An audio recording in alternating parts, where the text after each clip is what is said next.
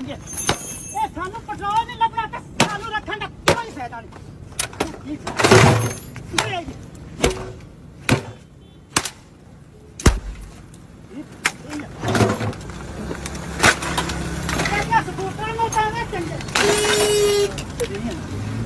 बड़ी हुकूमत है निगरान हुकूमत आके सानू दलील करने वास्ते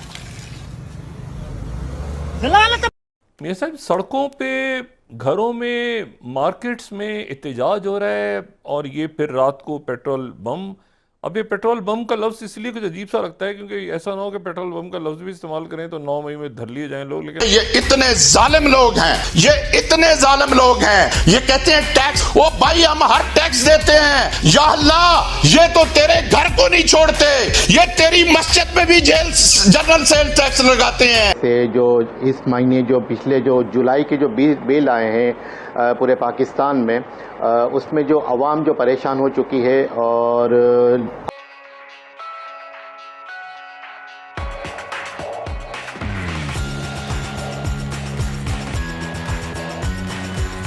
अजाब हम पे नाज़िल रहेगा।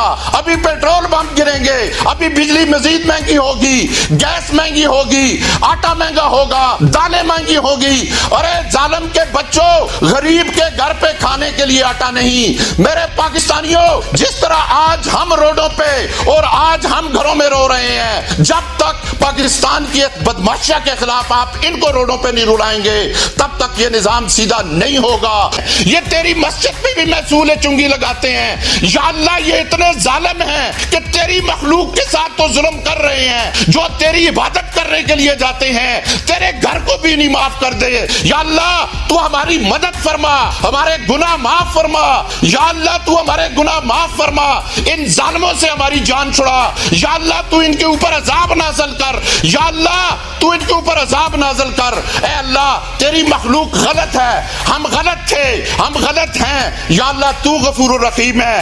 ये तेरे घर के साथ भी ये ज्यादती कर रहे हैं। ये जुल्म की इंतहा है कि इनकी बिजली मुफ्त, इनका गैस मुफ्त, इनकी पानी मुफ्त, इनकी हर चीज मुफ्त। या अल्लाह तेरी मखलूक को भी मुफ्त नहीं दे रहे और तेरे घर को भी मुफ्त नहीं दे रहे। या अल्लाह ये मस्जिदों को माफ नहीं कर रहे।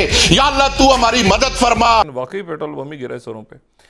और ये जो समझ नहीं आ रहा कि ये जो अच्छा साथ ही दहशतगर्दी के वाक़यात भी हो रहे हैं। यानी वो जो लोगों के बुनियादी ज़ाहिर परेशान हाल लोग हैं, तो वो सिक्योरिटी फोर्सेस के ऊपर जो हमला हुआ, आर्मी चीफ भी गए और ताज़ियत भी की सारे लोगों ने, वो भी सारे जारी हैं। इलेक्शन कमीशन ये महीना शुरू हो रहा है तो इसमें ज़ाहिर है कि नए चीफ जस्टिस ने आना है। सदर मुमलिकत क्या कंटिन्यू करेंगे या वो चले जाएंगे, ये भी यहाँ पर और फिर निगरान हुकूमत ने 24 घंटे गुजर गए हैं। वो जो उन्होंने इंटरेक्ट किया था निगरान वज़ीर आज़म ने, उन्होंने कहा था 48 घंटे में कोई रिलीफ देंगे, 24 घंटे गुजर गए हैं। क्या महीना जो गुजरा है, अगस्त गुजर चुका है, ये इस्लामाबाद की फ़ज़ाएँ जो हैं वो हैजानी कैफियत में हैं और लोग बेचैनी में हैं। लेकिन जो निगरान हैं वो बड़े पुरसकून हैं। निगरान कहते हैं कि कोई बहरान नहीं है। कल वज़ीर आज़म ने तकरीर की, उन्होंने कहा कि कोई बहरान नहीं है, लोग सड़कों पर आना और हड़ताल करना बेजा है क्योंकि बिल जो आए हैं वो तो अदा करने पड़ेंगे। इतनी महंगाई भी नहीं है कि पहिया जाम कर दिया जाए, जो शटर डाउन कर दिया जाए। मायूसी नहीं फैलानी चाहिए, लेकिन लोग जो हैं वो सड़कों पे हैं, बिल जो हैं वो जलाए जा रहे हैं, बिल अपने ऊपर ओढ़ कर जो है वो सरापा एहतजाज हैं। लोग जो हैं वो अपने आप को बेचने को तैयार हैं। लेकिन जो हमारे निगरान हैं वो बड़े पुरसकून हैं। क्यों पुरसकून है? मुझे जो लगता है या मेरी जो मालूमात है वो ये है कि उनके पास कोई प्लान ही नहीं है, इसलिए वो पुरसकून है।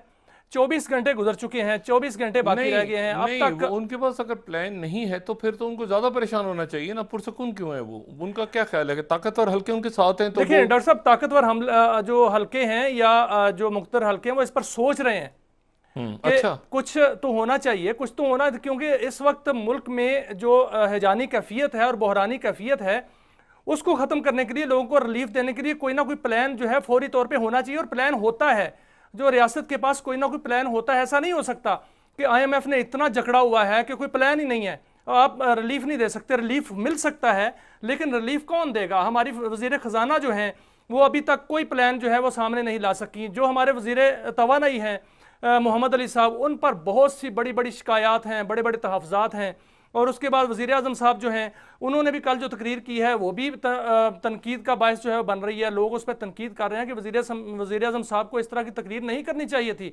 वज़ीर आज़म साहब को जो रिलीफ का ऐलान करना चाहिए था, ना कि ये कहना चाहिए था कि हम 48 घंटे में कोई रिलीफ का ऐलान करेंगे। वो रिलीफ का ऐलान किया है, साथ साथ उन्होंने ये भी कहा कि हम IMF को मनाएंगे। अब क्या हमारे जो माहिरीन हैं, हमारे वज़ीर तवानाई हैं, हमारे वज़ीर ख़जाना जो हैं, वो इसलिए वहाँ पर बैठे हैं कि उन्होंने IMF को मनाना है? IMF को तो कोई भी मना सकता है, सेक्रेटरी भी मना सकता है। आप किस मर्ज़ की दुआ है? इसलिए उनके पास असल में डॉक्टर साहब कोई प्लान नहीं है। अगर प्लान होता तो वो सामने होता। इसलिए मुख्तलिफ हल्के जो हैं वो सोच रहे हैं, सोच विचार कर रहे हैं कि शायद गलती हो गई है कि इस तरह निगरान जो होते हैं वो उन हालात में होते हैं जो इस तरह के निगरान हैं जब सब अच्छा हो, जब तमाम चीज़ें बेहतर हों, सिर्फ इलेक्शन कराने हों। अब तो सिर्फ इलेक्शन नहीं कराने, अब तो अवाम को रिलीफ देना है। अवाम जो है मर रहे हैं, अवाम सिसक रहे हैं। रात को जो पेट्रोल महंगा हो गया, अभी थोड़ी देर पहले जो है वो LPG डॉक्टर साहब 38 रुपये जो है वो महंगी हो गई। LPG एक आम बंदे का फ्यूल है, जो कि एक आम बंदा जो है वो चंद केजी जो है वो LPG लाकर अपने घर में जो है वो चूल्हा जलाता है। उसका चूल्हा अब कैसे जलेगा जो कि 204 रुपये फी केजी जो है वो LPG यानी जो घरों में सिलेंडर इस्तेमाल होते हैं। जी डॉक्टर साहब, जो सिलेंडर इस्तेमाल होते हैं वो 204 रुपये फी केजी जो है किलोग्राम, वो अब खरीदेगा 305 रुपये का पेट्रोल खरीदेगा, फिर वो अपना मोटरसाइकिल चलाएगा, फिर वो अपना चूल्हा चलाएगा। और वो जो 305 रुपये का पेट्रोल है या 204 रुपये का जो LPG लाएगा, वो कहाँ से लाएगा, कहाँ से कमाएगा? वो इसलिए कि जो आपकी चीनी है वो 10 लाख टन जो चीनी डॉक्टर साहब वो गायब हो गई है इस मुल्क से। अवाम सड़कों पे है, एहतजाज हो रहा है, ताजुर बरादरी जो है वो सड़कों पे है, एहतजाज कर रही है। यानी कि हर जी शऊर इंसान जो है वो 98% तबका पूरे मुल्क पाकिस्तान का वो परेशान है, फ़िक्रमंद है। खाने को पैसे नहीं है, बिल कहाँ से भरें? अगर मैं आपको 1993 में ले जाऊँ, जब मोहतरमा बेनज़ीर भुट्टो की हुकूमत थी, तो उस वक्त हमने IPPB का एक लफ्ज़ सुना था। उस वक्त IPP के माहिदे हुए थे। वो जो माहिदे थे महंगे तरीन माहिदे हुए थे। यानी कि उस वक्त के हुक्मरानों ने तो अपने किक बैक्स, अपने जो है वो करप्शन, अपने रिश्वत की रकम, अपना कमीशन वसूल कर लिया, लेकिन बोझ किस पे डाला गया? वो डाला गया अवाम पे, पाकिस्तान की अवाम पे। उसके बाद 1997 में मियाँ साहब की हुकूमत आती है, उन्होंने भी इस पॉलिसी को कंटिन्यू किया। यानी कि जो दो ख़ानदानों ने अमीर होने के लिए, करप्शन करने के लिए या माल बनाने के लिए जो अपने अपने काम किए, अपने किक बैक्स वसूल किए, कमीशन वसूल किए बिजली के हवाले से, आज पूरी कौम उसका खमियाजा भुगत रही है। फिर कहते हैं ना कि सोने पे सुहागा, मरे को मारे शाह मदार। और जो PTI की जो 4 साल का हुकूमत था, उसमें जो नदीम साहब थे, नदीम बाबर आई थिंक, उनको जो है वो तवानाई का वजीर बना दिया गया, पानी और बिजली का वजीर बना दिया गया। मेरे ख्याल में 3 से 4 कंपनीज उनकी IPP की हैं, वो खुद जो है उसको ऑनर है, उसको जो है होल्ड करते हैं। वो अपनी मर्जी से जो है वो उसमें इजाफा करते रहे, कमी करते रहे, और सिर्फ उन्होंने अपने पर्सनल इंटरेस्ट को, अपने बिजनेस के इंटरेस्ट को, अपनी कंपनी के इंटरेस्ट को देखा, कौम को नहीं देखा।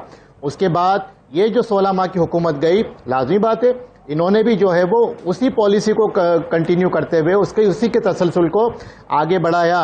मैं यहाँ किसी को दिफा करने के लिए, किसी को डिफेंस करने के लिए नहीं बैठा। मैं सिर्फ और सिर्फ पाकिस्तान की आवाम की दुख दर्द में उनका मदावा करने के लिए आज बात कर रहा हूँ, क्योंकि उसमें मैं भी शामिल हूँ। 98% में आप भी शामिल हैं असदुल्ला साहब, मैं भी शामिल हूँ। और हम भी जो है इसमें अब परेशान है कि खाएं कहाँ से और पकाए कहाँ से, और बिजली के बिल कहाँ से भरें, गैस के बिल कहाँ से भरें। और रात जो है एक तमाशा हुआ अजीब सा कि एक दफ़ा से फिर पिछले निगरान हुकूमत आई है, उसमें 20 दिनों में दोबारा से इजाफा कर दिया पेट्रोलियम प्राइसेस का। पहले 21-22 रुपए किया और अब दोबारा से कर दिया। भाई अब कर्टेल भी तो कर सकते थे, अब रोक भी तो सकते थे। जब कैबिनेट में मामला जाता है, निगरान काबीना में ये मामला जाता है, तो वहाँ पे रिपोर्ट ये दी जाती है कि जनाब IMF की इजाज़त के बगैर हम ना इसमें कमी कर सकते हैं, ना इसमें इजाफा कर सकते हैं, ना मुल्क पाकिस्तान के 98% गरीब, मजलूम, मिडिल क्लास, आवाम को जो है वो रिलीफ नहीं